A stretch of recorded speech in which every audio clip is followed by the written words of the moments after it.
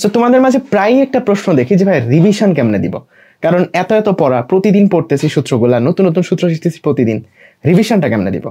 দেখো, রিভিশন আসলে এমন কেউ দেয় না যে তুমি যেই খাতা নোট করছো ওই নোট খাতা উল্টাবা আর বলবা যে R equals to root over p square plus q square 2 pq cos আলফা। জাস্ট এমনে রিডিং পড়ে কখনো রিভিশন হয় না। রিভিশন যখন দিবা তুমি যা পড়ছো সব বাদ, চোখটা অফ করবা, সামনে একটা খাতা নিবা, তারপর যা মনে আছে, মনে করো তুমি ভেক্টর অধ্যায় রিভিশন দিতে চাচ্ছ, যা মনে আছে শুধু ওইগুলা রিভাইজ করো।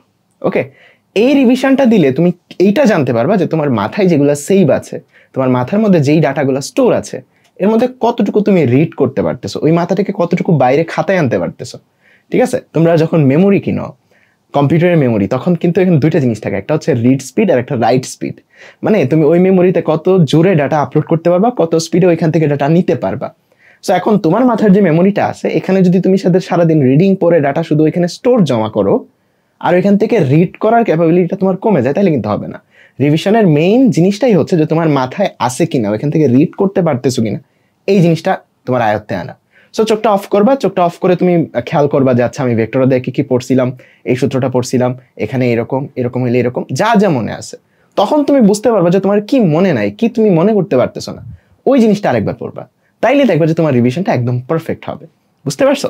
সো এইরকম ভাবে তুমি যদি রিভিশন গুলা দাও, আমি নিজেও পার্সোনালি এরকম ভাবে রিভিশন গুলা দিই, এখনো পড়াশোনার সময় এরকমই করি। সো তোমার রিভিশনটা আরো এফিসিয়েন্ট হবে। ঠিক আছে?